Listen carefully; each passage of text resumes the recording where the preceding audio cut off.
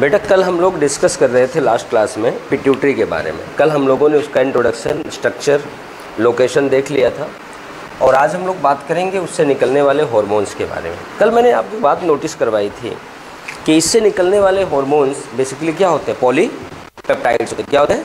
Polypeptides होते हैं। अब उसमें जो पहला हार्मोन लोग पढ़ रहे थे वो है STH, जिसे हमने दूसरा नाम क्या दिया था? Growth hormone. क्या दिया था? Growth hormone. सोमैटोट्रॉफिक हार्मोन की बात करें, इसका नाम है सोमैटो, अर्थात सोमैटिक सेल, ट्रॉफिक मतलब नरिशमेंट करने वाला हार्मोन। अर्थात बेटा ये इसको नरिश करेगा, इसका बीएमआर बढ़ाएगा, इसका बीएमआर मेंटेन करेगा तो सेल की साइज बढ़ जाएगी, उसका मेटाबॉलिज्म अच्छा चलेगा। अब ज़्यादा बढ़ेगी तो डिवीजन भी होगा। और आपको पता है कोई भी सेल जब बड़ी होती है साइज में, उसका कैरियोनिक इंडेक्स चेंज होता है, डिवाइड करके अपनी संख्या बढ़ा लेती है।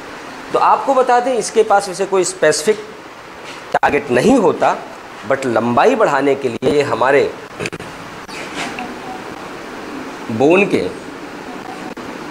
मेटाफाइसिस पे काम करता है, आपको बताया गया था। और यहाँ काम करने से ये क्या करता है, नंबर ऑफ ऑस्टियोब्लास्ट सेल से ऑस्टियोसाइट की संख्या बढ़ाता जाता है और लेंथ बढ़ती चली जाती है, बता दिया गया था। और आपको ये भी बताया गया था कि अगर इस हार्मोन का सिक्रीशन हम देखें, उम्र बढ़ने के साथ साथ ये कम होता जाता है। चाइल्डहुड में अच्छा खासा इसका कंसंट्रेशन होता है। जब हम एडल्ट हो जाते हैं, एडल्ट होने के बाद एक एज के बाद हमारी ग्रोथ रुक जाती है। हमारा ग्रोथ मतलब हाइट बढ़ना, ठीक, हाइट बढ़ना रुक जाता है। ये हमारा क्या कहता है, लॉक हो जाता है मेटाफाइसिस। लेकिन बेटा उस समय जब हमें क्या करना है, अब तो हाइट बढ़ानी नहीं है, तो यहाँ जो एक्स्ट्रा ज़रूरत पड़ती तो ज़रूरत पड़ेगी नहीं, कि लगभग 50% अकेले कंज्यूम करता था और बाकी सोमैटिक कंडीशन को मेंटेन करने के लिए सिर्फ 50% ज़रूरत पड़ती है। अगर कोई आपसे सवाल पूछ ले कौन सा हार्मोन है जो एडल्टहुड में लगभग उसका अपने सिक्रीशन का 50% रह जाता है, तो आप क्या नाम दोगे? Growth hormone. क्या बताओगे? Growth hormone. समझ गए? अब अगर आप इस समय 22 साल या 20 साल से कम वाले हो तो आप में थोड़ा थोड़ा ग्रोथ हो रहा है, वैसे 22 तक ब्लॉक हो जाता है पूरी तरह। लेकिन अगर मैं अपनी बात करूं तो हमारे में कोई ग्रोथ नहीं हो रहा, कोई हाइट नहीं बढ़ रही है। मैं फिक्स हूँ, अब इतना ही रहूँगा, बस बूढ़ा हो सकता हूँ, हाइट लंबी नहीं हो सकती। सही है ना? तो अब क्या है कि हमारी बॉडी में यहाँ पर ज़रूरत नहीं है इसको, कंसंट्रेशन मेरी बॉडी में बेसिक कंसंट्रेशन से आधा हो गया। ठीक, चलो लिख लेते हैं, फिर डिजीज़ कल जो बताया उसे बताएंगे। लिखना STH लिखना, केमिकल नेचर लिखाना नहीं है, मैंने सबका एक साथ लिखा दिया ऊपर, पॉलीपेप्टाइड होते हैं। लिखना STH रेगुलेट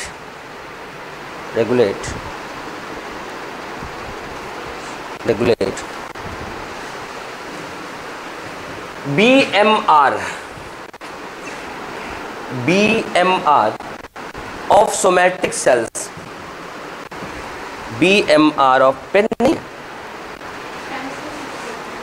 अच्छा, BMR of somatic cells हो गया।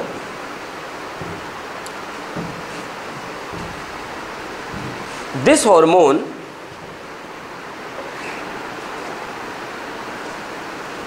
also acts on, ACTS acts on metaphysis of bone,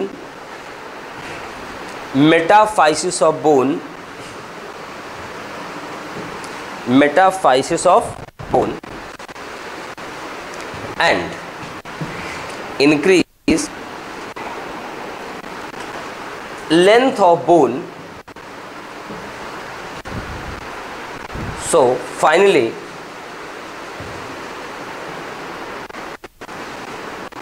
height increases.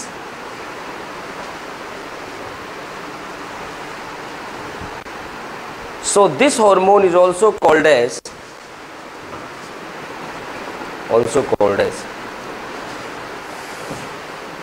growth hormone. Growth hormone. एक स्टार पॉइंट बना के लिखना,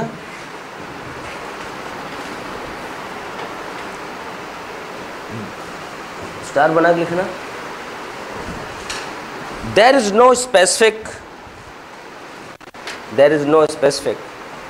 target of STH,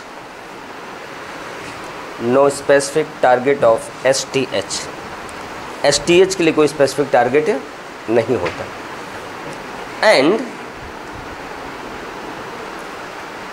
and its concentration become half, bracket 50%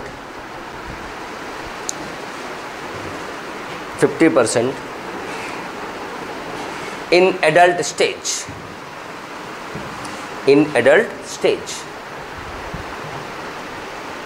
adult stage इसकी मात्रा आधी हो जाती है। कोई स्पेसिफिक टारगेट नहीं होता, लेकिन हाइट बढ़ाने के लिए कहाँ काम करता है? मेटाफाइसिस में।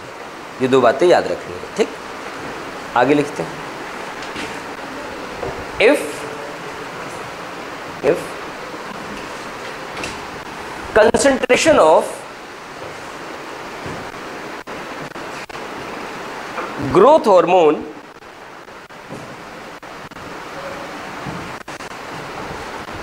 become irregular or abnormal,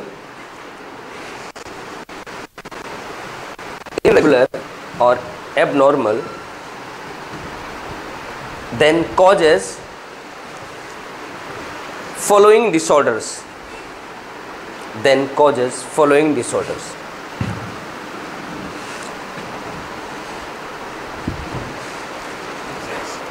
यहां मैं आपको मेंशन करूंगा, बेटा पेन रखना, एक मिनट आप लोग सुन लेना मुझे। यहां मेंशन करूंगा कि अगर उसका हाइपोसिक्रीशन होगा तो क्या होगा, अगर हाइपर सिक्रीशन होगा तो क्या होगा। एग्जामिनर कभी कभी बेटा डायरेक्ट हाइपोसिक्रीशन और हाइपर सिक्रीशन नहीं देता, डायरेक्ट लेस अमाउंट और हाई अमाउंट नहीं देता।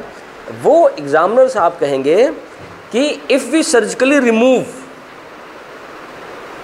पिट्यूटरी ग्लैंड, या ये भी नहीं देंगे, सर्जिकल रिमूवल की जो प्रोसेस होती वही दे देंगे। After hypophysectomy what will be happen, या विच ऑफ फॉलोइंग डिसऑर्डर में ऑब्जर्व। अब अगर आपको जब तक नहीं पता होगा हाइपोफाइसेक्टोमी क्या होती है, तब तक नहीं पता चलेगा कि निकाला गया है। और जब निकाला गया है, सर्जिकली निकाल दिया गया, तो बीमारी कम वाली होगी, ज़्यादा वाली नहीं होगी। सही है ना? आदित्य, बात तो समझ में आ रही है? अगर ऑर्गन हम निकाल देंगे तो सिक्रीशन कम हो जाएगा। सही है ना? तो अगर इसी तरह अगर अब इनको हाइपर देना है, कुछ ऐसा बोल देंगे कि वहाँ पर हाइपर सिक्रिटी नोड्यूल बन गया, कैंसरस कंडीशन हो गई, ठीक, कुछ ऐसा ये बताएंगे, आपको इंडिकेट करेंगे कि आप जिसे समझ जाओ कि यहाँ ज़्यादा निकलने वाला है। देखो बेटा, अगर हम वो पढ़ के चले जाएं एग्ज़ाम में जो बुक में लिखा है, तो सवाल हम नहीं कर पाएंगे। हमें ये सोचना है कि सामने वाला सवाल कैसे पूछेगा। सही है ना? हमें पता है कि वैसे सवाल पूछेंगे, कम हो गया तो क्या, ज़्यादा होगा, वो कम भी नहीं बताएंगे, कहेंगे हाइपोफाइसेक्टोमी कर दे, बताओ क्या होने वाला है। ठीक, मैंने बताया आपको क्या कि अगर हाइपोफाइसेक्टोमी होगा तो क्या होगा। हाइपोफाइसेक्टोमी मतलब सर्जिकल रिमूवल ऑफ हाइपोफाइसिस, मतलब कंसंट्रेशन ऑफ एसटीएच गिर जाएगा। और बेटा सिर्फ एसटीएच पे लागू नहीं हो रहा है, वहाँ पर सारे हार्मोन कम हो जाएंगे। अभी हमने एक पढ़ाया तो इसलिए एक की बीमारी पता चलेगी, अगर ज़्यादा पढ़ोगे तो ज़्यादा की बीमारी पता चलेगी। सारी प्रॉब्लम, ये सारी प्रॉब्लम आ सकती हैं। जो ऑप्शन होगा वो टिक करेंगे हम। सही है ना? चलो लिखते हैं। अब इसमें हमने लिखा है कि फॉलोइंग डिसऑर्डर्स। अगर फॉलोइंग डिसऑर्डर की बात करें, इसमें सबसे पहली बीमारी आप लिखना बेटा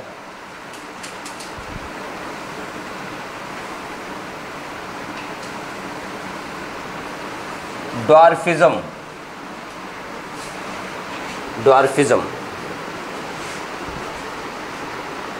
इसमें बेटा देख लेना, थोड़ा सा लिखाया गया, उतनी जगह छोड़ के फिर लिखना। अच्छा, ड्वार्फिज्म, बौनापन लिखना। हाइपोसिक्रेशन ऑफ जीएच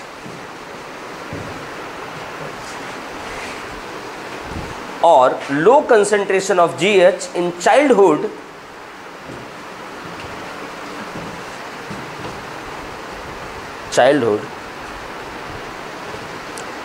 causes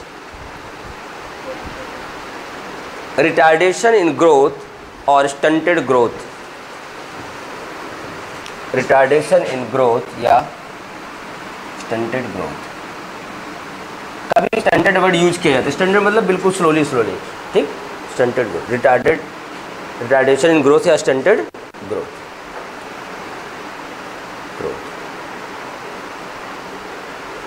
देखना, these dwarfs are called as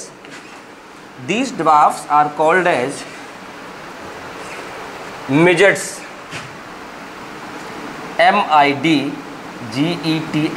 midgets, बौने, midgets। और बेटा आपको बता दें, इस घटना को हम लोग एटियोलाइसिस भी कहते हैं, शायद आपने सुना नहीं होगा, एटियोलाइसिस। इन बौनों को हम क्या कहेंगे? midgets। लिखना,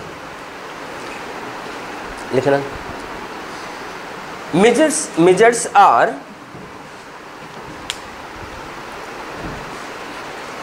मेंटली नॉर्मल, मतलब इनका नॉर्मल IQ होता है, normal, but sexually retarded, sexually retarded.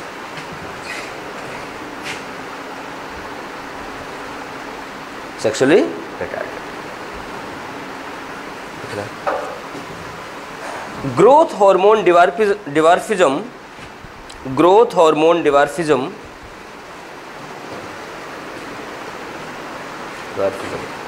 is also called as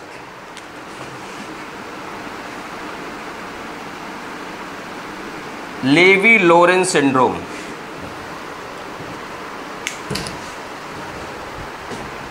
Lévy-Lorenz syndrome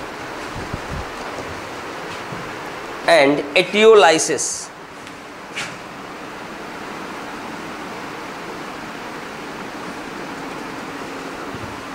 etiolysis।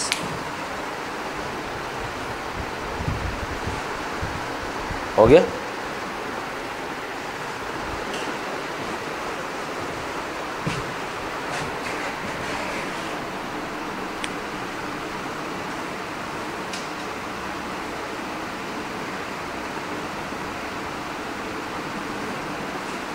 Symonds disease,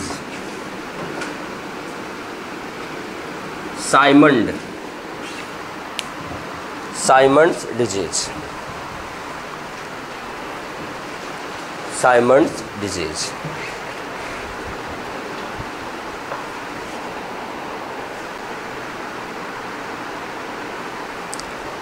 लिखो, हाइपोसिक्रीशन और low concentration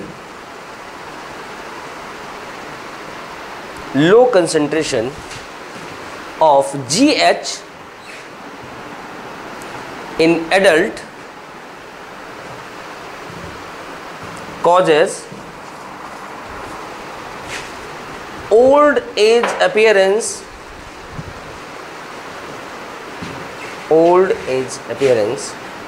in early stage या in early age,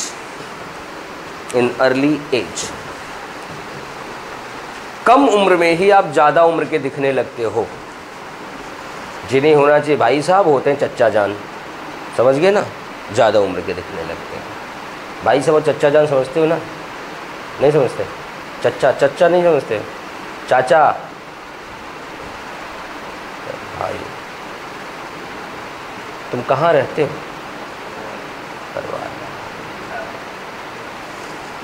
बरवाला में कल लूट पाट हो गई, मैंने सुना है। कपड़े की दुकान में जा कर के लूटे भी, उसे पीटे भी ना। ये क्या चक्कर है? इतने अच्छे लोग रहते हैं वहाँ पे, कमाल है। चलो आगे देखते हैं। सी, अब हम लोग बात करेंगे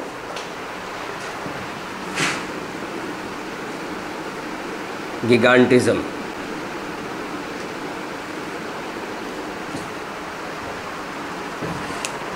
इसको तो आप लोग जानते हो, क्योंकि ये चीज़ खूब पढ़ाई जाती है आप लोगों को, 11th में टीचर बताते ज़रूर है। गिगांटिज्म हेडिंग बना लिए बेटा। ये हाइपो से नहीं होता, हाइपर से होता है। जब चाइल्डहुड में, बाल्यावस्था में आपके बॉडी में ग्रोथ हार्मोन की मात्रा ज़्यादा हो जाती है तो सारे सोमैटिक सेल अच्छे बीएमआर वाले हो जाते हैं, बोन की में भी मेटाफाइसिस में अच्छा बीएमआर होता है, तो हड्डी की लंबाई बढ़ जाती है और आप तेज़ी से बढ़ना शुरू कर देते हैं। बट यही है कि अगर ये रेगुलेट हो रहा है बाकायदे तो ठीक है, अगर रेगुलेट नहीं हो रहा है, एक्सेस बढ़ गया, तो आप बेडौल हो जाते हैं और आपकी सिर्फ बड़ी भी हो जाती है और बेडौल भी हो जाती है, उसे हम कहते हैं गिगांटिज्म। लिखना, hyper secretion of GH, hyper secretion of GH in childhood causes excess growth in body because it increases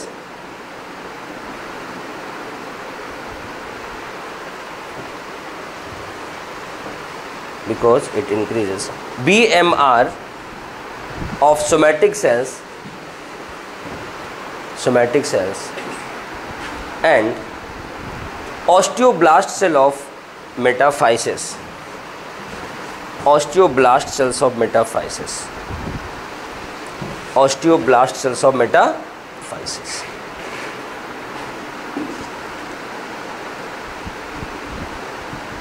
हो गया, फुल स्टॉप।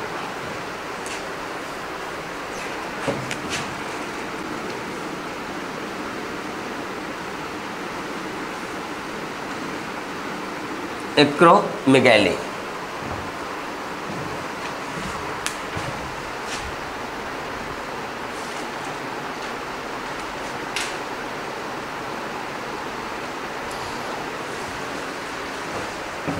एक्रोमेगाली, एक्रोमेगाली क्या है? इसमें क्या होता है बेटा, जब एडल्टहुड में ग्रोथ हार्मोन की मात्रा ज़्यादा हो जाती है, कंसंट्रेशन बढ़ जाता है, ये तो बेटा हर सोमैटिक सेल पे काम करेगा। और मैंने कहा कि ये बोन पे भी काम करेगा, मेटाफाइसिस मैंने बताया भी था। तो बेटा उस दौरान ये बॉडी के हर सेल में चलो बीएमआर अच्छा कर देती, ठीक है, बट बोन का कुछ कर नहीं पाती है, क्योंकि बोन हमारी लगभग मजबूत और मैच्योर हो चुकी होती है और वहाँ पर हमारी ऑस्टियोब्लास्ट मेटाफाइसिस लॉक हो चुकी होती है। लेकिन जो हमारी पतली बोन्स है, ये फिंगर की, फेस की, स्कल की, इन पे अटैक करती है, यहाँ सफल भी हो जाती है और इन बोन को डिफॉर्म कर देती है। शेप, भाई अगर लोहे की स्टिक है, लंबाई में खींच नहीं रही, आप हथौड़ी मार रहे हो, वो फैलेगी ना इधर उधर, तो इरेगुलर मास की हो जाएगी, डिफॉर्म हो जाएगी। तो उसी तरह हमारी फिंगर्स, फेस और स्कल क्या होते हैं, डिफॉर्म हो जाते हैं। तो ये पोर्शन थोड़ा सा लंबा हो जाता है, इसे एक्रोमेगली बोलते हैं। इस केस में appearance of face become gorilla like. कैसे हो जाता है? गोरिल्ला लाइक अपीयरेंस हो जाता है। चलो आगे लिखते हैं। Hyper secretion of GH, hyper secretion of GH in adulthood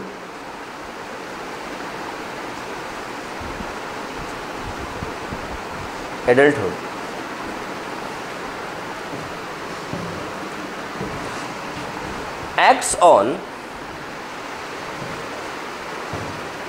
flat bones of fingers, skull and face.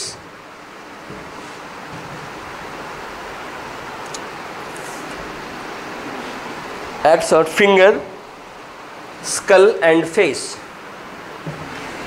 Finger, skull, खोपड़ी and face. एक्चुअल में फेस स्कल का ही पार्ट होता है, क्रेनियम ऊपर होता है, बट लिखने में लिखा देते हैं हम लोग skull and face. So these bones deformed, so these bones deform, ये हड्डियाँ डिफॉर्म हो जाती हैं। In this appearance of face become gorilla like.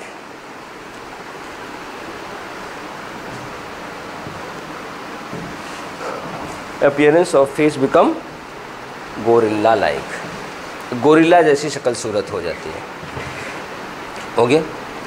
ये तो बेटा अब जाके आपका पहला हार्मोन कंप्लीट हुआ। ठीक नहीं, इसमें सिर्फ एक ही हार्मोन ऐसा है जितना लिखना है, बाकी तो अभी 2 मिनट में हो जाएंगे। बाकी में एक एक लाइन है ना इस वाले ग्लैंड में।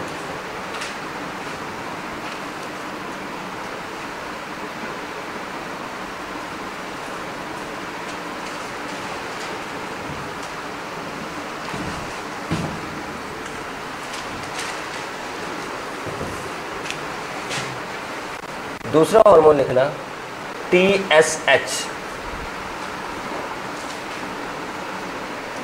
Thyroid stimulating hormone.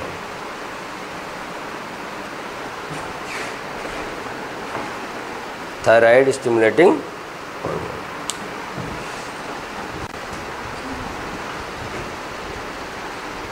हो गया बेटा। सुनना, यह हार्मोन पिट्यूटरी ग्लैंड से निकलता है यहाँ से और आके हमारे थायराइड पे काम करता है। ठीक, इसका मतलब इसका टारगेट क्या हो गया? Thyroid gland. क्या हो गया? Thyroid gland. और यहाँ आकर के बेटा ये प्रमोट करता है synthesis and secretion of thyroxine hormone. इसका काम सिर्फ और सिर्फ, सुनना, जहाँ एग्जामिनर आपसे गलती करवाएगा मैं बता दे रहा हूँ, इसका काम सिर्फ और सिर्फ है थायरोक्सिन को बढ़ाना, उसके कंसंट्रेशन को बढ़ाना, उसके सिक्रीशन को बढ़ाना, घटाना नहीं। इस बात को ध्यान देना, इसका काम घटाना नहीं होता, इसका काम सिर्फ बढ़ाना होता है। तो फिर घटता कैसे है मैं बताता हूँ बेटा। इधर देखो, ये वाला हाथ हमारा है, थायरोक्सिन का लेवल नॉर्मल है, ठीक है।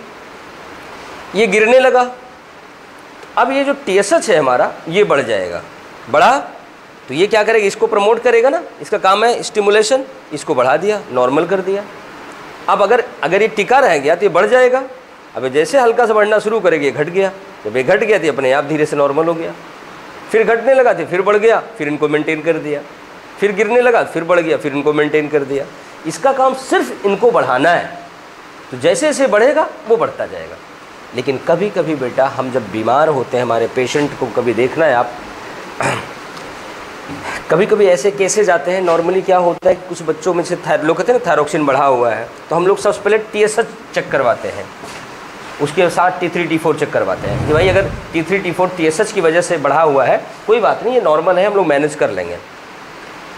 कमाल की बात हमने ये देखा है, अभी आज सुबह किसी ने अपनी ब्लड की रिपोर्ट दिखाई। एक कोई लेडी थी, वो बीमार थी, तो उनका बच्चा लेकर आया था रिपोर्ट। उनमें TSH नॉर्मल कंसंट्रेशन से लगभग 18 टाइम्स बढ़ा हुआ है, लेकिन T3 T4 नॉर्मल लेवल से कम है। इसका मतलब समझते हो क्या है? इसका मतलब हुआ TSH निकल तो रहा है,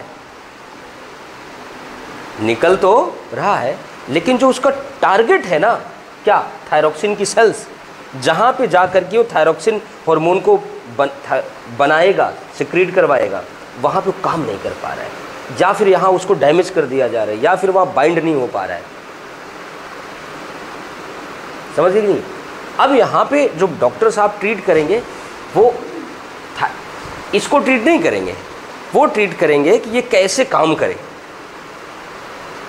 इसी तो डॉक्टर का रोल होता है ना, कौन सा ऐसा सप्लीमेंट या मॉलिक्यूल दिया जाए कि जाकर के उसको बाइंड करवाए। इसकी हिम्मत नहीं पड़ी डोरबेल बजाने की। अब कोई होता है भाई बजा दे, हम खड़े हैं, सही कि नहीं? हमारे हार्मोन सिस्टम में यही होता है। अभी पढ़ाऊंगा आगे, आपको यही लगेगा, बिल्कुल प्रैक्टिकल लाइफ है हमारी। तो ये TSH क्या करेगा? थायरोक्सिन को बढ़ाता है, लेकिन ये खुद बढ़ गया, लेकिन इस पर काम नहीं हो रहा है। मतलब कहीं ना कहीं दोनों के बीच में इंटरेक्शन नहीं है। भाई इंटरेक्शन डॉक्टर साहब करा देंगे, काम हो जाएगा। और वैसे वो केस थोड़ा खतरनाक है, क्योंकि धीरे धीरे वो बीमार गिरता जाएगा। चलो वो जाने, उनका डॉक्टर साहब जाने, हम लोग अपनी थ्योरी की बात करते हैं। कौन सा हम लोग, ऐसा ही है कि नहीं? हम लोग सिर्फ थ्योरी की बात करेंगे। आगे देखते हैं, लिखना। अच्छा एक बात बताओ, तुम इस हार्मोन का केमिकल नेचर क्या है? केमिकली क्या होता है? फैट होता है, न्यूक्लियोटाइड होता है, ग्लूकोज होता है, प्रोटीन पॉलीपेप्टाइड होता है, क्या होता है? कहाँ पे लिखा है? कल बताया, बिल्कुल से। बस सारे के सारे हार्मोन क्या होते हैं? पेप्टाइड होते हैं। ठीक, चलो इस बात को नोटिस नहीं करानी है, मैंने नोट करा दिया है। चलो आगे लिखते हैं। TSH स्टिमुलेट और promotes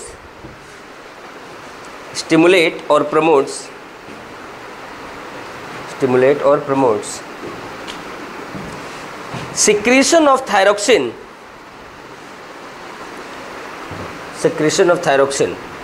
from thyroid gland, from thyroid gland.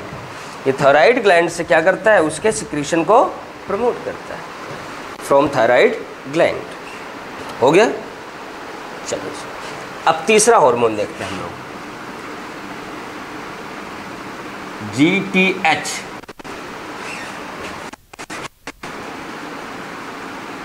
गोनैडो hormone. इसमें दो कंपोनेंट मैंने बताया था आपको, क्या बताया था, FSH, follicle stimulating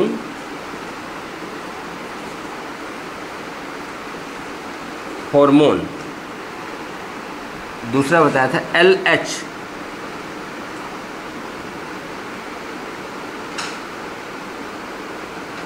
luteinizing hormone. इसका दूसरा नाम मैंने बताया था बेटा, यहाँ पे मेल के केस में दूसरा नाम बताया था ICSH, interstitial cell stimulating hormone.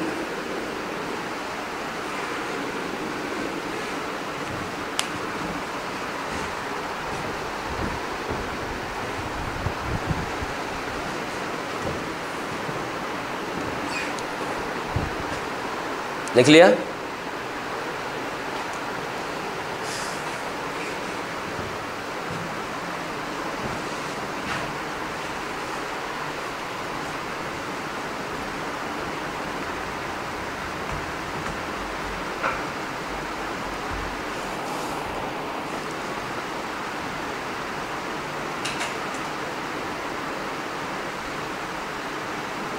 सबने कर लिया, समझते हैं इसको। बेटा GTH एक्चुअल में ये ग्रुप ऑफ हार्मोन है जो कि हमारे गोनैड्स को, ओवरी और टेस्टिस को अफेक्ट करता है, ओवरी और टेस्टिस को अफेक्ट करता है। कंफ्यूजन कहाँ क्रिएट होता है, देखना, इसका नाम क्या, फॉलिकल स्टिमुलेटिंग हार्मोन, और लोग पढ़ा देते हैं ये ग्राफियन फॉलिकल पे काम करता है और oogenesis करवाता है, यही पढ़ाते हैं, नहीं पढ़ा है, यही पढ़ाते हैं। और LH के बारे में लिखाते हैं कि ग्राफियन फॉलिकल को तोड़ता है, ओव्यूलेशन करवाता है, यही है ना बेटा। ऐसा कुछ नहीं है, ये दोनों हार्मोन ओवरी पे भी काम करते हैं और टेस्टिस पर भी काम करते हैं। ऐसा नहीं केवल ये ओवरी पे काम करता है, केवल टेस्टिस पे काम करता, नहीं, ओवरी पे काम करेगा तो oogenesis करेगा, ये ओवरी पे काम करेगा तो ओव्यूलेशन कराएगा, लेकिन जब बेटा ये टेस्टिस पे काम करेगा तो सर्टोली सेल पे एक्ट करके ABP और इनहिबिन निकालेगा, और जब ये काम करेगा, जो जब ICSH कहेंगे तो टेस्टोस्टेरोन निकालेगा। काम दोनों जगह करते हैं, ऐसा नहीं है कि केवल फीमेल में काम करते हैं, समझ गए। इस कन्फ्यूजन में मत रहना वरना सवाल गलत हो जाएगा आपका।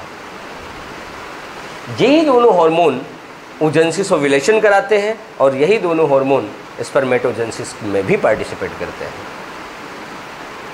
क्योंकि अगर ये टेस्टोस्टेरोन नहीं निकालेंगे तो हमारी स्पर्मेटोजेनेसिस कंप्लीट ही नहीं होगी, क्योंकि फाइनली वही काम करता है ना, समझ गए। चलो लिखते हैं, लिखो FSH acts on ovary or ovarian follicle, ovary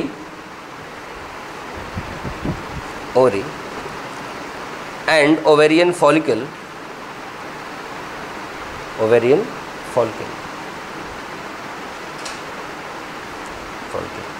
and helps in oogenesis.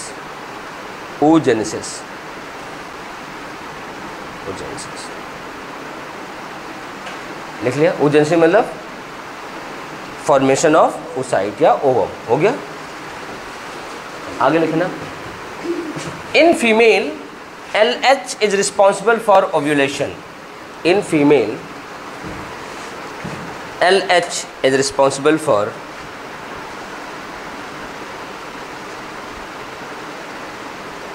ovulation. हो गया। लेकिन बेटा ये तो हमने ओवरी की बात कर ली, अगर हम मेल में बात करें, बेटा ध्यान देना, मेल की अगर हम टेस्टिस की बात करें तो यहाँ पे आपको पता है सेमिनिफरस ट्यूब्यूल होगी बेटा। सेमिनिफरस ट्यूब्यूल के बीच में यहाँ क्या होगा, इंटरस्टिशियल सेल, इंटरस्टिशियल सेल्स, इनका दूसरा नाम क्या होता है, लीडिंग सेल, ये होता है बेटा। यहाँ अंदर देखना, यहाँ होता है हमारे पास जर्म सेल और सर्टोली सेल। क्या होता है, सर्टोली सेल। बेटा ध्यान देना, FSH आके काम करेगा सर्टोली सेल पे और LH आके काम करेगा लीडिंग सेल पे, और यहाँ से निकालेगा टेस्टोस्टेरोन, इसीलिए इसका नाम बदल के ICSH हो जाता है। आपको बनाना नहीं है, मैं आपको समझा रहा था कि ऐसे आके काम करता है, दोनों टेस्टिस के अंदर आके काम करते हैं। ठीक, चलो आगे लिखते हैं। In male FSH acts on Sertoli cell, SERTOLI, Sertoli cell, and induces secretion of ABP and inhibin.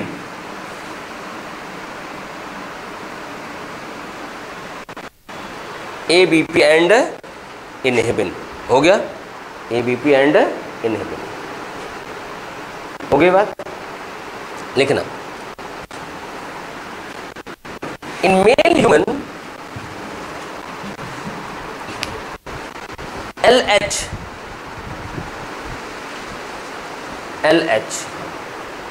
acts on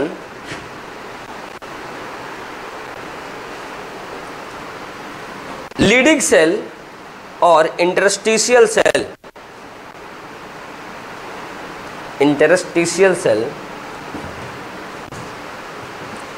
Leydig cell और इंटरस्टिशियल सेल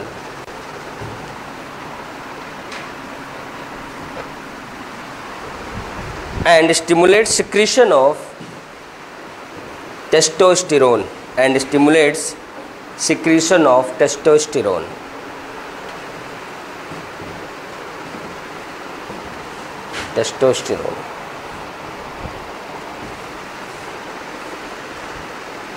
हो गया।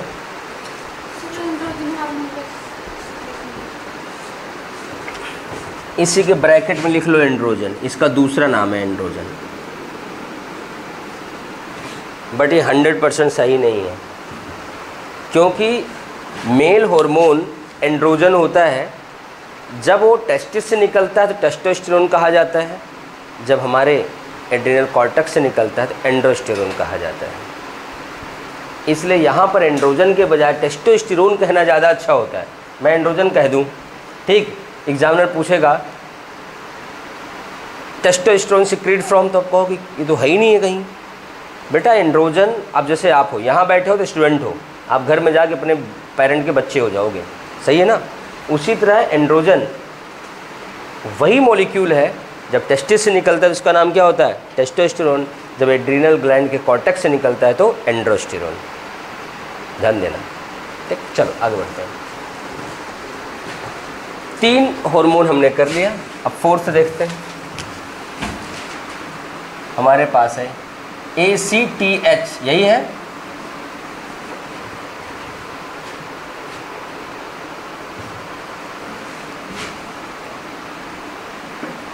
एड्रिनो कॉर्टिकोट्रोफिक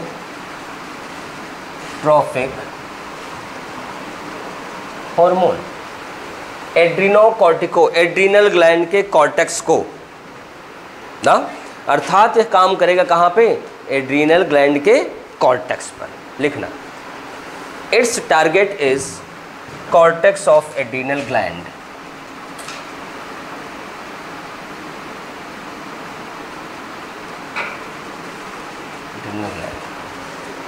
और आपको पता है एड्रीनल ग्लैंड के कॉर्टेक्स से हार्मोन निकलता है, मिनरेलोकॉर्टिकॉइड, ग्लूकोकॉइड और सेक्सोकॉर्टिकॉइड। देखना, target is cortex of adrenal gland, हो गया। So this hormone stimulate secretion of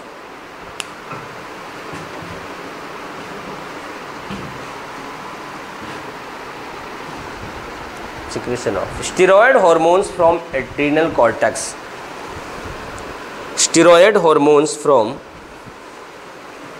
adrenal cortex। इस लाइन से एक सवाल और पता हो गया कि एड्रीनल कॉर्टेक्स से जो हार्मोन निकलते हैं सारे सारे क्या होते हैं, स्टेरॉयड। साफ साफ लिखा जा रहा है steroid hormone from adrenal cortex, आप बता रहे हो पॉलीपेप्टाइड है बेटा। इसीलिए इंसान को जब पढ़ाई करे तो पढ़ा लिखा होना चाहिए। लाइन पढ़ो, क्या बोला गया है, steroid hormone from adrenal cortex. Adrenal cortex के बारे में कहा जा रहा है कि स्टेरॉयड होते हैं, पिट्यूटरी के बारे में नहीं कहा जा रहा है।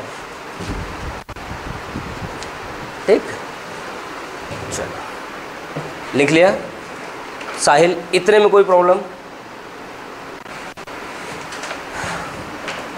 पांचवा MTH, बेटा MTH है, MDH मत लिख लेना, पता लगे सुबह सुबह मसाले खा गए हो।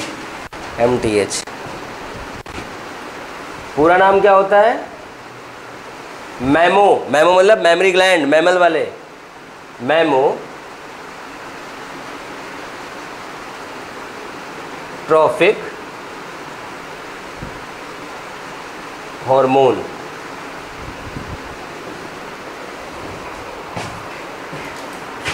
मेमोट्रोफिक हार्मोन, यही बेटा बाद में कहा जाता है PRL, प्रोलैक्टिन। PRL, prolactin.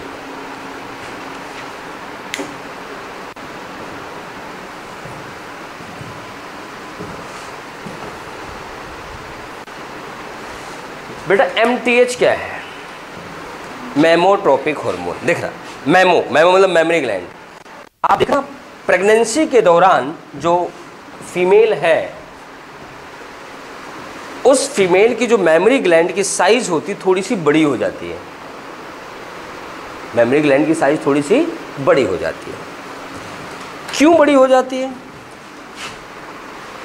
वो इन फ्यूचर जिससे बच्चे को ब्रेस्ट फीड कराने में आसानी हो, रीजन तो यही है बेटा। केवल अकेला MTH उसको बड़ा नहीं करता है, उसमें कई एक हार्मोन और होता है प्रोजेस्टेरॉन, बट यहाँ हम इसको पढ़ रहे हैं इसलिए इसको बता रहे हैं। अब दोनों के बारे में बता देता हूँ। जो प्रोजेस्टेरॉन है मेमोरी ग्लैंड के अंदर मिल्क बनाने वाले स्ट्रक्चर की संख्या बढ़ाता है, एल्वियोलस बढ़ाता है, लेकिन ये भाई साहब क्या करते हैं, उसके अंदर फाइब्रस टिश्यूज और फैट टिश्यूज बढ़ाते हैं, जिससे मेमोरी ग्लैंड की साइज बड़ी हो जाए, इस लायक हो जाए कि बच्चा उसको फीड कर सके। ठीक, लिखना। अच्छा, एक बात और बता दें, अभी PRL कब इसका नाम होगा? PRL नाम इसका तब होगा जब चाइल्ड बर्थ के बाद, वैसे काम तो शुरू कर देता है डिलीवरी के पहले ही, ये मेमोरी ग्लैंड के पहले तो साइज बढ़ा रहा था, बाद में क्या, जब प्रिपेयर हो जाएगी सब कुछ तो क्या करेगा, डिलीवरी के कुछ दिन पहले से ये उस एल्वेलाई पे काम करेगा जहाँ मिल्क बनता है और स्टिमुलेट करेगा, मिल्क बनाओ, मिल्क बनाओ, मिल्क बनाओ। मिल्क बनने के पहले का हार्मोन है, इसलिए इसका नाम है प्रोलैक्टिन। लैक्टिन क्या होता है? मिल्क, लैक्टोज शुगर, जैसे हम लोग कहते हैं लैक्टेटिंग मदर, मिल्क प्रोड्यूस करने वाली माँ, लैक्टेशन, मिल्क बनना, मिल्क निकलना। ठीक, तो जहाँ प्रोलैक्टिन है मीन्स हम कह सकते हैं बिफोर लैक्टेशन, और इसी वजह से इस हार्मोन का एक हम लोग हॉस्पिटल में नाम देते हैं, क्लिनिकली नाम देते हैं मैटरनिटी हार्मोन। पहले पीएमटी में भी आता था मैटरनिटी, मातृत्व हार्मोन। भाई देखो बच्चे को फीड कर रहे हैं, माँ के लिए इससे बड़ा क्या होगा, उसका बच्चा फीड कराया जा रहा है, स्वस्थ है, सही नहीं। तो इसे हम लोग मैटरनिटी हार्मोन कहते हैं, क्योंकि प्रसव के समय निकलता है, देख रहे हो ना। और इसीलिए देखना उसे लिखते हैं nursing home and maternity home, जहाँ पे हम लोग ये करवाते हैं, क्या करवाते हैं, डिलीवरी वगैरह। हाँ बता दिया करो क्या, अगर मैं जानते हो अक्सर भूल जाता हूँ, पूछ लेता हूँ हाँ क्या क्या क्या होता है, ठीक है। तो हिंदी में वर्ड नहीं मिलता यार, पंगा तो ये है कि सुटेबल वर्ड नहीं मिलता। और जो वर्ड मुझे पता है वो गांव वाले पता है। गांव से निकला सीधा कॉलेज, फिर विश्वविद्यालय, फिर पढ़ाना शुरू कर दिया, तो गांव वाले वर्ड पता है तो वो बोला नहीं जा सकता, ठीक। तो इसलिए मैं टॉपिक वाला ही सही है, ठीक। लिखना this hormone stimulate growth of mammary gland during pregnancy. During pregnancy. During pregnancy. लिखना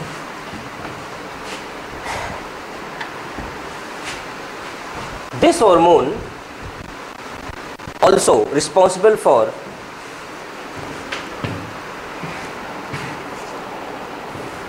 secretion of milk,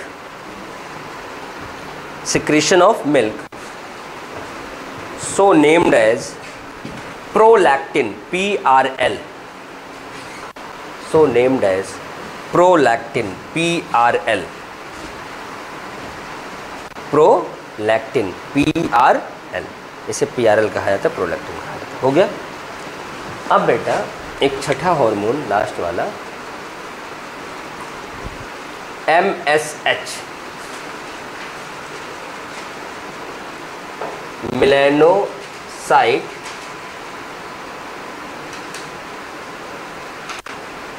stimulating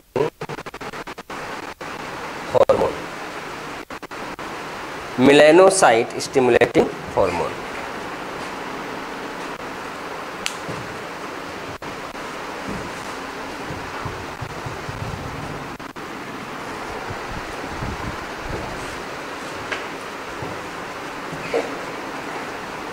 melanocyte stimulating hormone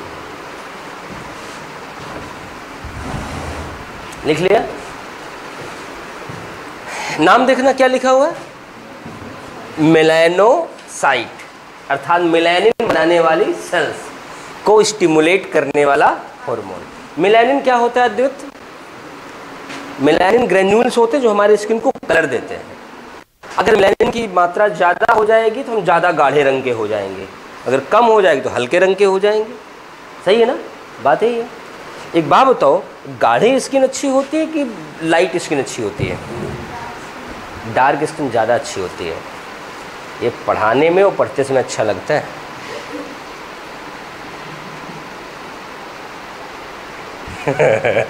सच्चाई तो यही है। चलो कोई बात नहीं है, दुखती रग पे हाथ रख उठता है। नहीं, सही बात है कि जो मेलानिन होता है बेटा वो बढ़ता कैसे, मैं बता रहा हूँ। एक्चुअल में जो आपने फिजिक्स में पढ़ा होगा, फिजिक्स तो पढ़ा ही होगा 9th-10th में, अब 11th-12th में पढ़ा होगा कि ब्लैक बॉडी एक आइडियल एब्जॉर्बर होती है। सही है ना, सुना है कि नहीं? शायद तुमने भी सुना होगा। नहीं सुना है? अच्छा अभी सुना है। अच्छा चलो, बहुत सारी चीज़ें सुनाऊंगा, ठीक। इधर देखना। अब इसका फ़ायदा क्या होता है बेटा, जब हम धूप में जाते हैं तो डिफरेंट टाइप के हार्मफुल रेज आप रेडिएट हो रही हैं, उनको ब्लैक बॉडी एब्जॉर्ब कर लेती है। क्या कर लेती है? एब्जॉर्ब कर लेती है। तो बाकी सेल्स को हमारे डैमेज नहीं होने देती। ये तो हो गई कंसेप्ट की बात, की पॉइंट कि वो ब्लैक बॉडी करती क्या है। अब उसका यहाँ क्या लेना देना है बेटा, एक बात बताओ। आप लोग, एक प्रैक्टिकल बात बता रहा हूँ, दोनों गर्ल स्टूडेंट के लिए, बॉयज़ के लिए, जो लोग जानता है। अक्सर गर्ल्स में प्रॉब्लम होती है कि वो क्या करती हैं, भाई हम सन में इतने दिन से हैं, स्किन खराब हो तो सन टैनिंग क्रीम लगा के जाती हैं ना, सन प्रोटेक्टिंग क्रीम लगाती हैं चेहरा ख़राब ना होने पाए। और बिल्कुल सही कर, सनस्क्रीन क्या बोलते हैं, सनस्क्रीन जो भी बोलते हैं, वो इसलिए लगाती हैं जिससे सन की वजह से टैनिंग ना हो। टैनिंग मतलब गाढ़ापन ना आए।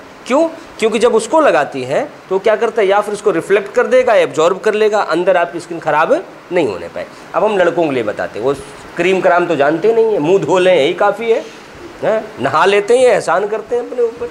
सुनो, इनके साथ लड़कों के साथ क्या होता है बेटा, अगर आप हाफ बाजू की टी शर्ट पहनते हैं या फिर आप बनियान जब पहनते हैं, नहाते समय उतारते हो, तो आप मिरर के सामने देखना, जहाँ वो पट्टी होती वहाँ तो आप बड़े गोरे होते हैं, बाकी तो फिर ठहरे भालू के भालू ही, ठीक है। मतलब वहाँ क्या होता है, गाढ़ा कलर होता है, सही है ना। मतलब जहाँ ढका रहता है वहाँ आपकी स्किन ज़्यादा लाइट होती है, जहाँ सन टच की लाइट टच में आती है वो क्या होती है, डार्क हो जाती है। बस इतना ही मुझे बताना था, आप जैसे समझते हो वैसे समझा दिए, समझ में आ गई। वजह क्या है बेटा, जब आप सन में निकलते हो, कभी कभी आप घर में कोई फंक्शन हो, शादी विवाह का प्रोग्राम हो, 10-15 दिन से आप भाग दौड़ में लगे, स्किन कंपेरेटिवली डार्क हो जाती है। आपको तो यार भाग दौड़ में काले पड़ गए, लाइन ही होती देसी वाली बिल्कुल, हाँ। और जब जिसकी शादी होती है वो क्या करते हो, घर के बाहर ही नहीं निकलता ना भाई, 15 दिन अब बिल्कुल सुथरा हो जाना है, सही नहीं, क्यों, सही है ना, चाहे लड़की हो चाहे लड़का हो।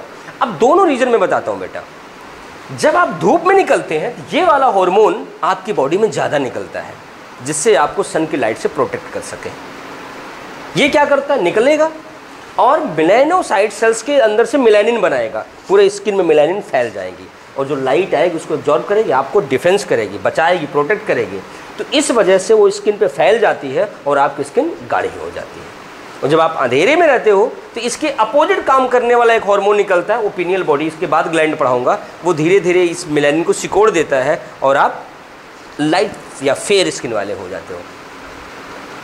तो हमारी बॉडी में सारा सिस्टम है, लेकिन हम लोग क्या करते हैं बाहर कंपनियों में, अब कंपनी वाले इतना पागल बनाते हैं, क्या आपकी उम्र 30 साल हो गई है, स्किन में झुर्रियाँ, age miracle, Pond's age miracle, 30 साल में किसकी झुर्रियाँ पड़ती हैं, और लेकिन लड़कियां खरीद रही हैं,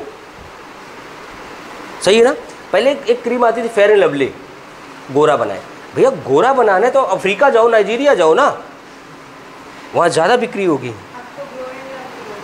अच्छा, मुझे नहीं पता, तो मतलब वहाँ जो अब लोग बताते हैं, टीवी में ऐड आता है लंबाई बढ़ाने की दवा, यार तो चाइना में जाओ, कोरिया में जाओ, इंडिया में क्यों बेच रहे हो, यहाँ वैसे एवरेज हाइट ठीक है हम लोगों की, सही है ना। तो मतलब लेकिन हम लोग बहकावे में आ जाते, सारी बात छोड़ो, यहाँ तक तो ठीक थी, धन वर्षा यंत्र आ गया भैया, मतलब कमाल नहीं है? तो मतलब मैं सोचता हूँ ठीक है यार, सबकी ज़िंदगी चलनी चाहिए, क्या मतलब बोलने का, समझने वाले तो है नहीं हम लोग इंडिया के लोग समझते नहीं हैं, हम वही समझते जो हमारे समझ में आता है, चाहे वो सही हो चाहे गलत हो, हम दूसरों की बात नहीं समझते हैं। बेशक बाद में, आज ज़माना बेटा है, अगर कोई गड्ढा है, कोई जा रहा है मस्ती में फ़ोन चलाते हुए, आजकल फ़ोन ही चलाते हैं, अगर गिरने वाला हो उसको बता दो भैया गिर रहे हो, पता क्या कहता है, अंधा नहीं हूँ, देख रहा हूँ, अपने काम से काम रखा करो, उसका डायलॉग यही होगा। इसलिए भैया सिद्धांत में जब गिर जाए फिर बोला करो भैया गड्ढा था क्या, आप तो अंधे भी नहीं थे। तो आजकल वो थैंक यू नहीं बोलेगा, आपको गालियाँ काटेगा, इसलिए बताई मत वो डूब, सही है कि नहीं, ये भलाई के ज़माने नहीं रहा। आगे देखते हम लोग, एमएसएस लिख रहा, दिस हार्मोन कहाँ से निकलता है, हैं? मेलानिन को निकालता है बेटा, निकलता कहाँ से है, स्किन से, पिट्यूटरी से, ये हार्मोन तो पिट्यूटरी के पड़ रहे हैं ना। तो लेकिन मैं ये नहीं बताऊंगा पिट्यूटरी के किस लोब से निकलना है, ये भी जानना है। ये बेटा बेसिकली निकलता है मिडिल लोब से, ये बताना जरूरी था। This hormone secrete from middle lobe of pituitary gland. बेटा थोड़ा सा क्लियर रखेंगे ना, नहीं तो आप कंफ्यूज हो, एग्जाम में आंसर गलत करो, थोड़ा सा क्लियर रखो बेटर है। Middle lobe of pituitary gland, इसीलिए कहीं कहीं इसको इंटरमीडियन भी कहा जाता है, middle lobe of pituitary gland. This hormone is responsible for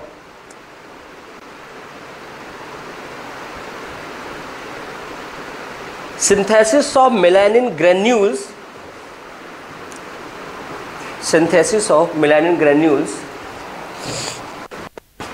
in melanocyte cells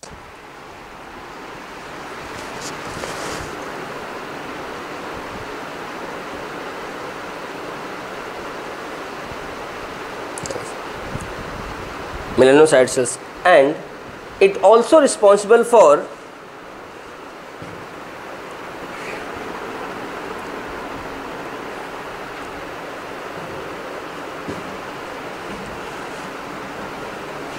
formation of तिल एंड मोल।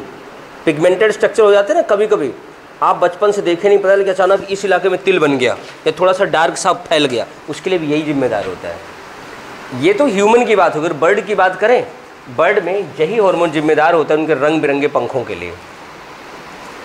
बट बर्ड आपको नहीं पढ़ना है, वरना जिम्मेदार यही होता है। अब डिटेल दोगे बेटा, लाइफ साइंस तो बहुत बढ़िया है, आप बस ह्यूमन पढ़ लो, जो सिलेबस है पढ़ लो, मेडिकल में सेलेक्ट हो जाओ, यही आपका पहला टारगेट होना चाहिए। ज्ञान बाद में ले लेना, ठीक, सिलेक्शन के बाद मिल लेना। अभी ज्ञान लेने लगोगे तो सिलेबस भी रह जाएगा, सिलेक्शन भी नहीं होगा। अभी आप फोकस करो क्वेश्चन मैक्सिमम होने का, ठीक। तो अब एक बात और आपको बताने वाला था मैं, अगर एग्जामिनर इस सवाल को कैसे पूछेगा, एग्जामिनर कहेगा, जब आपने कहा कि ये मेलानिन को बनाता है, एग्जामिनर कहेगा स्किन में मेलानिन के कंसंट्रेशन को बढ़ाता है या घटाता है? हाँ? बढ़ा रहा है। जब मात्रा बढ़ा रहा है तो कंसंट्रेशन बढ़ ही रहा है ना भाई। केमिस्ट्री में कंसंट्रेशन मतलब क्या होता है? मात्रा बढ़ना। तो यहाँ पर भी अगर मात्रा बढ़ा रहा है, सेल्सियस बढ़ा रहा है, तो कंसंट्रेशन बढ़ा ही रहा है, सही है ना?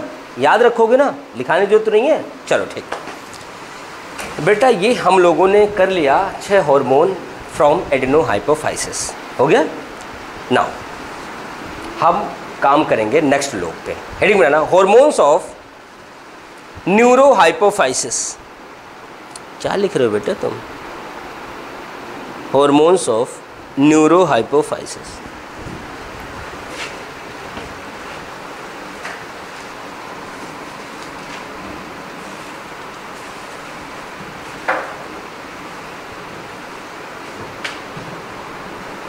बेटा एक बात सुन लो आप लोग,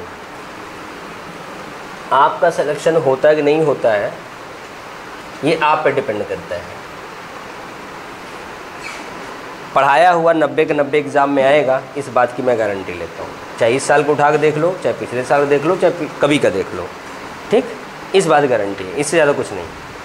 क्यों? तुम तो एग्ज़ाम दे के भी आए हो, पढ़ाया हुआ सारा आया है ना, एक एक लाइन से। जहाँ जहाँ मैं बता रहा हूँ कि ये आता है तो आता है, फिर उसमें इफ़ बट आप करते हो तो आपका साइकोलॉजिकल स्टेट है, मेरा नहीं। मेरी ड्यूटी है बताना कि बेटा ये आता है, इसके पढ़ के जाना। आप नहीं पढ़ के जाते तो आपकी मर्ज़ी है, ठीक है ना बेटा। एक एक सवाल आएगा, इसकी गारंटी मेरी है। सिलेक्शन होना ना होना आप पे डिपेंड करता है। आप काला ही ना करके आओ, आप 2-4 एक्स्ट्रा काला करके आ जाओ, माइनस में चला जाए, क्योंकि बेटा वहाँ पर आपके साथ कई समस्या होती। मैं इसलिए बोल रहा हूँ, कभी कभी आप भरना चाहते हो कुछ और, ऊपर 2-3 खाली था, आपने ऊपर भर दिया, सही कि नहीं? आपने रॉन्ग भर दिया। कभी कभी एग्जामिनेशन हॉल में इन्विजिलेटर आपको दिमाग ख़राब कर देता है, इम्बैलेंस हो जाते हो। कभी कभी आप लेट में पहुंचते हो, गेट पे बहस होगी, वहाँ दिमाग डिस्टर्ब हो जाता है, सही कि नहीं? कभी कभी आप सवाल अटेम्प्ट गलत तरीके में करने लगते हो, पहले न्यूमेरिकल छेड़ दिया, टाइम लग गया, फिर आपको लगता है यार कम टाइम में ज़्यादा सवाल, फिर आप अनस्टेबल हो जाते हो। तो देयर आर मेनी रीजन्स।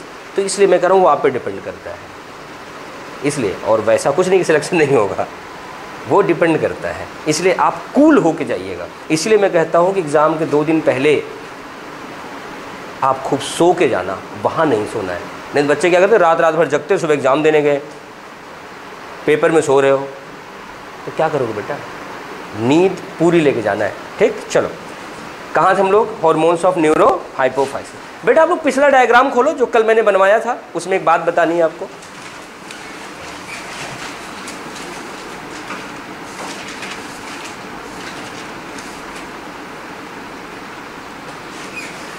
बनाया ना, इधर देखो, ये बनी ना। ये क्या है बेटा? ये है हाइपोथैलेमस की न्यूरॉन्स। किसकी न्यूरॉन्स है? हाइपोथैलेमस से आई हुई है। एक्चुअल में न्यूरोहाइपोफाइसिस में कोई हार्मोन सिक्रीट होता ही नहीं है। कमाल की बात है। मैंने बार बार लिखाया है, बार बार बोला है, अब भी बोल रहा हूँ कि neurohypophysis does not secrete any hormone but release 2 hormone. कमाल की बात है ना। सिक्रीट नहीं करता लेकिन रिलीज करता है। सिक्रीट करना होता है बेटा खुद बनाओ फिर दो, रिलीज करना मतलब होता है स्टोर किया था कहीं से मांग के और दे दिया। जैसे हमारा गॉल ब्लैडर बाइल जूस को सिक्रीट नहीं करता, रिलीज करता है। सिक्रीट कौन करता है? लीवर। उसी तरह जो न्यूरोहाइपोफाइसिस का हार्मोन है वो न्यूरो सिक्रीटरी हार्मोन है। बार बार यही सवाल आ जाता है, न्यूरो सिक्रीटरी ये क्या होता है? न्यूरो सिक्रेटरी हार्मोन है किसके? हाइपोथैलेमस के। एनसीईआरटी में जहाँ तक लिखा भी होगा ये बात, अगर आप पढ़ोगे तो लिखा होगा कि न्यूरो सिक्रेटरी सिक्रीशन होते हैं। लिखना, neuro hypophysis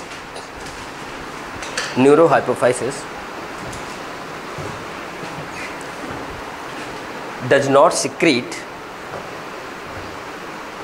hormones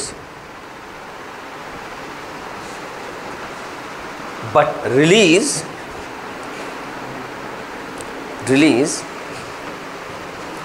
two hormones.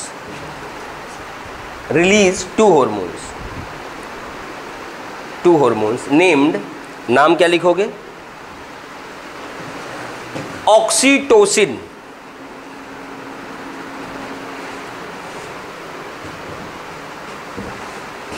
Oxytocin bracket में OT, capital O capital T, OT bracket बंद, एंड वैसोप्रेसिन, VASS लिखना, VASSOPRESSIN, वैसोप्रेसिन, और OR ADH, इसका दूसरा नाम ADH हो गया। बेटा ये दो हार्मोन के बारे में एक बात और लिखना, लाइन चेंज करके, these two hormones are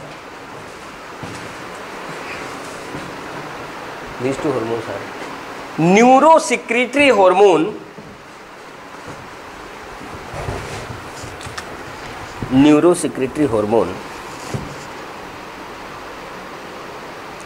from hypothalamus या of hypothalamus, neurosecretory hormone of hypothalamus, वही बात है बेटा, ऑफ हाइपोथैलेमस हो गया। अब इनके फंक्शन के बारे में बात करें। सबसे पहले हम लोग बात करेंगे ओटी। इस साल भी इस पे सवाल आया था और मैं इतना समझा के भेजा है, और मैं क्लास में बताया भी था कि बेटा ऐसे सवाल में एग्जामिनर एक गलती बहुत करता है आपसे करवाने के लिए, विच of following is not correct, not secrete, not incorrect. और ये महान लोग पता नहीं कौन सी प्रिंटिंग मशीन यूज करते हैं, उसमें सब कुछ सही लिखा जाता है, लेकिन नॉट और इनकरेक्ट और करेक्ट इटालियन में लिखा जाता है। देखना तिरछा हो जाता है या फिर बोल्ड हो जाता है, मतलब आप या फिर दिखे ना या फिर चकाचौंध हो जाए, मतलब बिल्कुल अलग ही कर देते हैं। और कई बच्चे इस बार उनका जो सवाल गलत हुआ 2-3 ये कि सर हमने नॉट तो देखा ही नहीं। आया था विच of following hormone not secrete during parturition,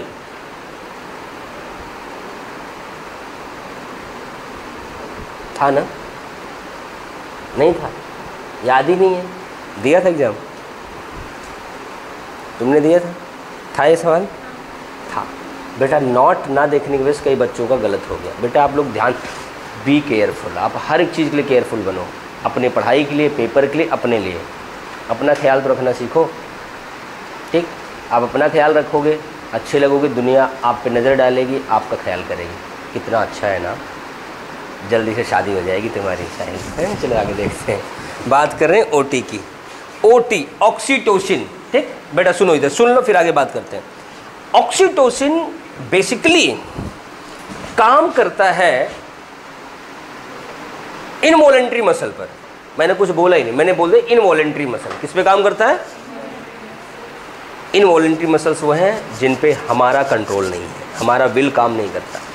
involuntary muscle में मेनली किस पे काम करते हैं? Mammary gland and uterus. किस पे ध्यान रखना है, कहाँ करेगा? Mammary gland and uterus. अब दोनों का एग्जाम्पल भी मैं बताऊंगा, प्रोसेस भी बताऊंगा। बेटा सुनना, जिस समय यूट्रस में यहाँ पे हमारा फिटस मैच्योर हो जाता है, आपको पता है, मैं फिर भी इंट्रोडक्शन दे रहा हूँ कि उसमें फिटस एक रिफ्लेक्स सिग्नल इनिशिएट करता है, वो माँ के पिट्यूटरी ग्लैंड पे पहुँच जाता है और यहाँ से निकल के आता है ऑक्सीटोसिन आता है, और यहाँ आने के बाद इनमें ऐसे कॉन्ट्रैक्शन होता है। कॉन्ट्रैक्शन के दौरान एक प्लेसेंटल कनेक्शन टूट जाता है और हमारा बच्चा जो है धीरे धीरे एक्सपेल करके बाहर आ जाता है। इसका मतलब पार्चुरेशन के दौरान ऑक्सीटोसिन निकलता है, क्या करता है? Contraction in uterus and causes labour pain, प्रसव पीड़ा। बेटा एक बात सुन लो, रिप्रोडक्शन में भी पढ़ाऊंगा, फिर बता दे रहा हूँ, जितना ज़्यादा लेबर पेन होगा मतलब उतना ज़्यादा ऑक्सीटोसिन निकल रहा है, उतना आसानी से चाइल्ड बर्थ हो जाएगा। अगर किसी को लेबर पेन कम हो रहा है, धीरे धीरे हो रहा है, होता रहे पूरे साल, कुछ नहीं होना है। क्यों? क्योंकि फिजिक्स हमारी क्या कहती है, अगर कोई भारी चीज़ उसे चलाना है, एक बार थ्रेशोल्ड फोर्स, थ्रेशोल्ड एनर्जी देनी पड़ेगी, सही ना? थ्रेशोल्ड एनर्जी क्या होती है? मिनिमम जो रिक्वायर्ड उस काम को शुरू करने के लिए। अब देखो फ्रिक्शन का ग्राफ आप जब देखते हो तो क्या होता है, पहले ऐसे जाता है फिर ऐसे जाता है। तो क्यों? पहले तो आप बड़ा पहिया है, आप पहले खूब ताकत लगाते हो, जो बजरंगबली धक्का दिया चल गया, फिर आप ऐसे हाथ से मारते चले जाते हो, डग डग डग डग घूमते, सही है ना? तो वही कहानी है कि यहाँ पर पहले फोर्स लगा के इसको कनेक्शन को तोड़ना है। तो मतलब जितना ज़्यादा लेबर पेन उतना आसानी से पार्चुरेशन होगा। तो एक एग्जाम्पल हो गया कि ये यूट्रस पे काम करता है। दूसरा मेमोरी ग्लैंड वाला, बेटा जब चाइल्ड बर्थ हो जाता है तो मैंने अभी आपको एमटीएच पढ़ाते समय क्या बताया था, एमटीएच पढ़ाते समय क्या बताया था मैंने कि जो माँ होती है उस पर ब्रेस्ट फीड कराने के लिए मेमोरी ग्लैंड की साइज बढ़ जाती है। मैंने बताया था कि ये एल्विलाई की मात्रा बढ़ा देता है, प्रोजेस्टेरॉन अब आपको बढ़ा देता है, मैंने बताया था। और बताया था कि वहाँ पर प्रोलैक्टिन जाके मिल्क बनाता है, बताया था ना? बिल्कुल सही बात है, प्रोलैक्टिन मिल्क को बनाता है बेटा, लेकिन निकालता नहीं है। बनाता है, सिक्रीट करता, लेकिन निकालेगा कौन? ऑक्सीटोसिन। इसीलिए पीएमटी में सवाल आता है secretion of milk and ejection of milk, secretion of milk by prolactin, ejection of milk by oxytocin. याद रखोगे ना? ये बड़ा लिखाऊंगा बेटा, अभी लिखना नहीं, सब लिखाऊंगा, ठीक? ध्यान देना, secretion of milk by prolactin और ejection of milk by this. अरे बेटा इसका सीधा एग्जाम्पल जो हमें देना है, गांव में, अब तो शायद बैन है फिर भी मिल जाता है, जब गांव में जो गाय भैंस हमारे पास होती थी तो बेटा कभी कभी ना वो जो मेल बछड़े होते हैं भैंस के काटड़े, वो पता नहीं क्या यमराज उनका रिश्ता है, उठा ले जाते हैं, अक्सर मर जाते हैं, पता नहीं बड़ी जल्दी मरते हैं। हाँ, आप लोग तो गाँव में पता नहीं रहे हो कि नहीं रहे हो, मैं बताऊँ कि मैं तो रहा हूँ, देखता हूँ कि जो मेल बछड़ा होता है भैंस का काटड़ा जिसे हम लोग गाँव बोलते हैं, वो बड़ी जल्दी मर जाता है और ज़्यादा जीता बीता नहीं है। बीमार होगा, 2-4 बार लूज मोशन होगा, पता चला कि सोया रह गया, उतर वो मर जाता है। तो जब बछड़े मर जाते थे तो हम लोग क्या करते थे, गाँव में लोग ने बड़े, बुरा नहीं बोलूँगा मैं उनको, बट थे बड़े दूसरे हृदय वाले कि जो ले जाता था उठा के डेड बॉडी को, उससे उसको मुंडी मंगा लेते थे, सूखा हुआ सिर बछड़े का काटड़े का, मैंने देखा है, यहाँ भी देखा, डेढ़ी लोग मंगा लेते थे और उसको दिखाते थे भैंस को, वो उसके प्यार में मिल्क आ जाता था। लेकिन उसके अलावा लोग क्या करते हैं, ऑक्सीटोसिन के इंजेक्शन लाते हैं ना, भैंस को इंजेक्शन मारते हैं, देखना उसके टीट में, टीट जानते हो, थन में मिल्क आ जाता है, निकाल लेते हैं। लेकिन मैंने 2 बातें बताई, आपने गौर नहीं किया कि बछड़े का सिर दिखाते हैं, प्यार में दूध आ जाता है। और पहले क्या होता था, जब बछड़ा जिंदा था तो हम लोग दूध निकालना होता है, बछड़े को खोल देते हैं, बछड़ा जाता है, मुंह लगाता है, 2-4 सिर मारता है, माँ के टीट में दूध आ जाता है ना।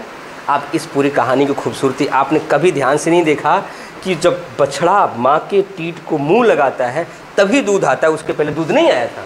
मेरे घर बड़ी अच्छी बात थी मेरे फादर की कि वो 3 टीट से दूध निकालते थे, 1 कप पूरा छोड़ देते थे बछड़े के लिए, 2 कप लूज मोशन हो जाएगा, 2 को छोड़ देते थे। हाँ, दूध अगर कम है तो छोड़ दो, जिससे पता है वो एक टाइम में लगभग उस समय में 7.5-8 लीटर दूध देती थी, तो पी नहीं पाएगा वो, समझ गए कि नहीं? तो 1 ठनका छोड़ देते थे उसके लिए, एक टाइम में इतना दूध देते, बहुत अच्छी भैंस थी। तो एक टाइम में 1.5-2 लीटर पी रहा तो सही था उसके लिए। तो अब है क्या, अब इस पर पीएमटी का सवाल, हमें फोकस पीएमटी पर करना है। अब एग्जामिनर अंकल ने एक बार सवाल दिया, सुनना गौर से, When a mother hug and kiss her baby, अगर कोई एक माँ है, अपने ह्यूमन की बात करो, अपने बच्चे को गले लगाती है, दुलारती है, पुचकारती है, किस करती है, then which of following hormone secrete in her body? Oxytocin. ध्यान रखना, when a mother hug and kiss her baby, then which of following hormone secrete in her body? क्या होगा?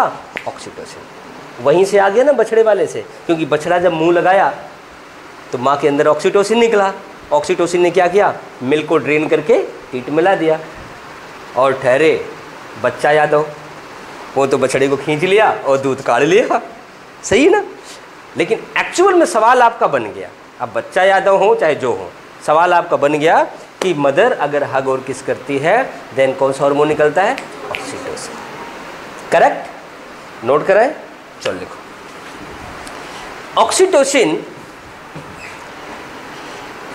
acts on involuntary muscles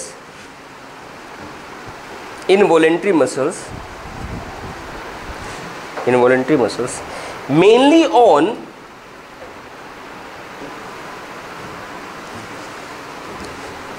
mammary gland and uterus.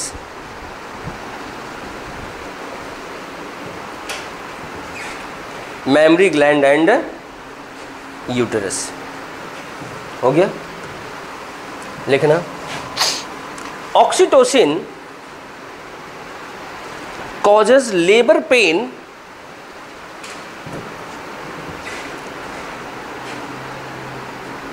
During parturition. Parturition मतलब delivery, during parturition, during parturition हो गया। आगे लिखना, full stop लगा के। Oxytocin is responsible for milk ejection, responsible for milk ejection from mammary gland, from mammary gland। हो गया बेटा, एक स्टार पॉइंट लिखना। when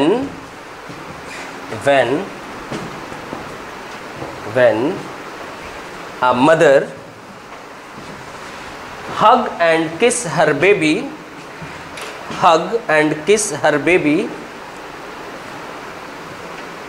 then oxytocin release, oxytocin release from pituitary, release from pituitary। हो गया जी, एक तो हो गया डन हमारे पास। दूसरा है ADH,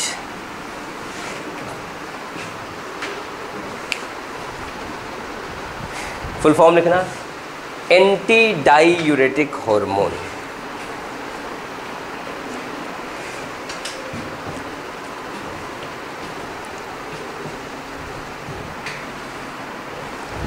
एंटी डायूरेटिक हार्मोन हो गया। चलो बेटा आगे बात करते हैं। इसका नाम देखो, एंटी मतलब उल्टा, डायूरेटिक मतलब बार बार यूरिनेशन करने के, मतलब बार बार यूरिनेशन के उल्टा काम करवाता है, अर्थात बार बार यूरिनेशन को रोकता है, नहीं करने देता, यूरिन की मात्रा को कम करता है। ये तो इसके नाम से निकला, लेकिन क्यों निकला बताता हूँ बेटा। ये हार्मोन सुनना, आप पेन रख के सुनना एक बार। यह हार्मोन का की फंक्शन क्या है, it increases reabsorption of water in kidney from filtrate. जितना फिल्ट्रेट बना है ब्लड से फिल्टर होके, उसका पानी ड्रेन करके बॉडी में रिजर्व कर लेता है, ब्लड में डाल देता है, तो फिल्ट्रेट अथवा यूरिन की मात्रा कम हो जाती है। हो गया। ऑन एवरेज एक हेल्दी ह्यूमन 1 से 1.5 लीटर यूरिन बनाता है पूरे दिन में, 2 से 3 बार यूरिनेशन हम करते हैं। ये हमारा है, फिजियोलॉजी है हमारी। क्यों? क्योंकि सब कुछ सिस्टम प्रॉपर काम कर रहा है। अगर इसकी मात्रा ज़्यादा हो जाए तो पानी और एब्जॉर्ब कर लेगा, तो यूरिन गाढ़ा हो जाएगा। ठीक, की पॉइंट क्या है कि इसका फंक्शन क्या है, reabsorption of water in kidney, और क्लोज और अंदर जाए तो DCT of nephron in kidney, बिल्कुल क्लोज चले तो। एग्जामिनर अंकल का जो सवाल बनेगा, सवाल ये बनेगा, अगर एडीएच की मात्रा कम कर दें तो क्या होगा? भैया अगर कम कर दोगे तो पानी का एब्जॉर्प्शन फिल्ट्रेट से नहीं होगा, नहीं होगा ना, तो फिल्ट्रेट में पानी की मात्रा बढ़ जाएगी। सही है ना अद्वैत सागर? जहां 1.5 लीटर यूरिन था उसमें पानी की मात्रा बढ़ गई, अब हो गया 10 लीटर, अब 10 लीटर हो गया। पॉलीयूरिया क्या हो गया? अब यूरिन ओवरफ्लो हो गया, 1.5 लीटर तक ओवरफ्लो नहीं था, अब ओवरफ्लो हो गया, बार बार जाना पड़ रहा है, बार बार जाना पड़ रहा है। ओवरफ्लो के लिए वर्ड क्या आता है? डायबिटीज। क्या आता है? डायबिटीज का मतलब होता है ओवरफ्लो। सच बता रहा हूं, लॉजिक कंसेप्ट से चलो वरना रट्टा मारोगे पूरी जिंदगी। डायबिटीज का मतलब क्या होता है? ओवरफ्लो। ओवरफ्लो हो गया, लेकिन जो ओवरफ्लो आ रहा है वो कैसा है? एक बात बताओ, यूरिन में पानी खूब मिला दिया गया तो यूरिन का स्वाद कैसा होगा? फीका कि मीठा? हाँ, फीका होगा। फीका होगा ना?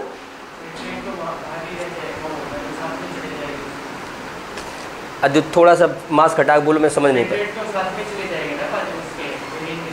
क्या चला जाएगा? बेटा बेटा फिल्ट्रेट पूरे लिक्विड का नाम है, उसमें से पानी निकाल रहे थे अब पानी नहीं निकालेंगे, पानी तो एक्स्ट्रा हो गया। तो जो पूरा फिल्ट्रेट है, जो बाद में यूरिन कहा जाता है, उसमें पानी की मात्रा बढ़ गई, तो जो स्वाद था वो डाइल्यूट हो जाएगा, फीका हो जाएगा कि कोई फ़र्क नहीं पड़ेगा, या मीठा हो जाएगा। एक बात बताओ, सारी बात छोड़ो, इसको मैं समझाता हूँ। एक गिलास शरबत है, उसका कोई स्वाद है? अब उसे गिलास शरबत को 1 बाल्टी पानी में डाल दो, कम हो जाएगा, अर्थात वो फीका हो जाएगा, टेस्टलेस हो जाएगा। कैसा हो जाएगा? टेस्टलेस, क्योंकि पानी की मात्रा बढ़ गई ना बेटा। तो आपके यूरिन का टेस्ट खत्म, यूरिन बिकम टेस्टलेस। कैसा हो जाएगा? टेस्टलेस। तो इस बीमारी का नाम होगा टेस्टलेस ओवरफ्लो, डायबिटीज इंसिपिडस। क्या हो गया? Tasteless overflow, diabetes insipidus. अब यहीं से रिश्तेदारी एक निकाल लेते हैं। कभी कभी हमारी ब्लड में शुगर की मात्रा ज़्यादा हो जाती, ग्लूकोज की, तो वो भी फिल्टर होकर यूरिन के सहारे बाहर आने लगता है। तो यूरिन का ग्लूकोज का क्रिस्टल तो हम बाहर निकाल नहीं सकते, पानी में घोल के ही निकालेंगे। क्यों अदित? सागर सही है ना? अब घोल के निकालना है तो उसके लिए ज़्यादा से ज़्यादा पानी पास करना पड़ेगा, तो भी ओवरफ्लो होगा, तो वो भी डायबिटीज़ है। लेकिन उसमें क्या है? ग्लूकोज है, तो वो मीठा होगा कि नहीं? तो मीठा के लिए बोलेंगे शहद, मिठास, तो उसका नाम हो जाएगा डायबिटीज मेलाइटिस। अब दोनों डायबिटीज में फ़र्क समझ गए ना?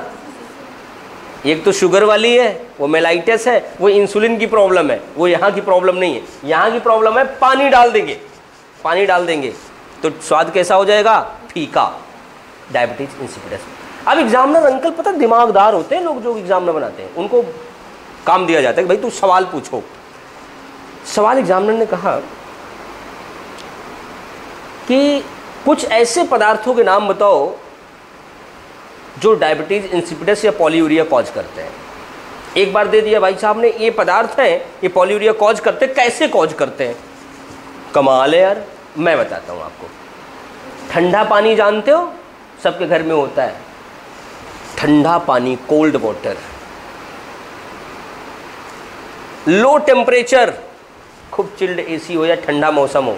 विंटर में देखो यूरिनेशन ज़्यादा होता है, समर में कोई नहीं होता भाई, ठीक। और कुछ 1-2 मज़ेदार चीज़ें हैं। चाय, किसको किसको पसंद है? चाय पसंद है? बैग मिलेगा ही हो? अच्छा, इतना भी नहीं पसंद है। अच्छा, दिन में कितने कप चाय पी लेती हो? पूरा दिन का एक ही बार। मतलब मेरा रिकॉर्ड कोई नहीं तोड़ता। भयंकर ना, मैं बीच में सुधर गया था यार, दिन में 3-4 पीने लगा था, अब फिर वही हो गई, बढ़ती जा रही है 5-6।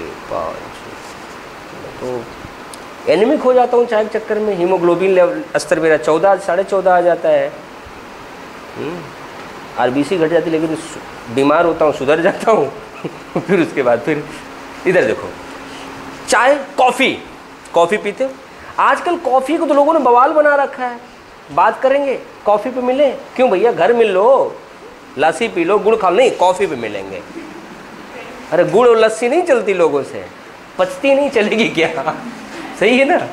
अगली चीज़, महान चीज़, एल्कोहल, बियर, एल्कोहल, बियर के फॉर्म में लो, वाइन के फॉर्म में लो, ब्रांडी, रम, विस्की, किसी फॉर्म में लो। एल्कोहल, कॉफ़ी, चाय, ठंडा पानी, ये ऐसे सब्सटेंस हैं बेटा, जब आपकी बॉडी में जाते हैं तो एडीएच को सप्रेस कर देते हैं, इसका मात्रा कम कर देते हैं, तो पानी की एब्जॉर्प्शन कम हो जाता है। पानी की एब्जॉर्प्शन कम तो फिल्ट्रेट में पानी अपने आप ज़्यादा, ज़्यादा तो निकलेगा ज़्यादा, हो जाएगा पॉलीयूरिया डायबिटीज इंसिपिडस। दोनों सवाल का आंसर मिल गया कि कौन कौन से सब्सटेंस है जो डायूरेसिस कॉज करेंगे। चाय, कॉफ़ी, ठंडा पानी, ठंडा मौसम और अल्कोहल। कैसे करेंगे? एडीएच को सप्रेस करके। दोनों सवाल का आंसर मिल गया ना। चलो लिखते हैं। ADH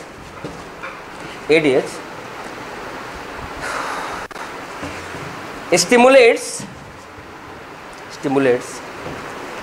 reabsorption of water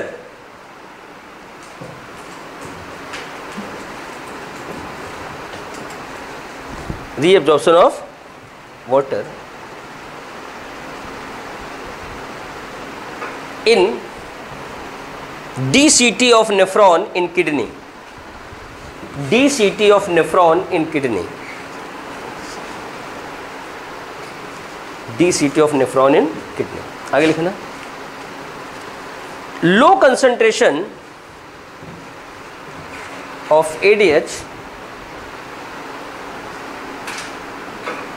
causes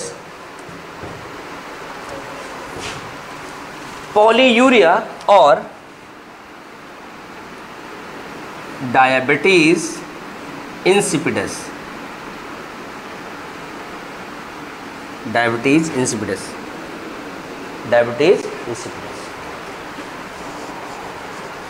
हो गया। लिखना। टी चाय, TEA T. Coffee, cold water, cold climate and alcohol.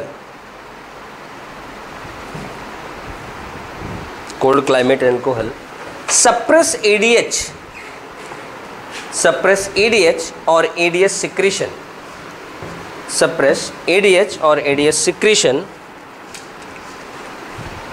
and leads, क्या लीड करता है? and leads diabetes insipidus और polyuria. डायबिटीज इंसिपिडस और पॉलीयूरिया। आज के लिए बेटा बस इतना।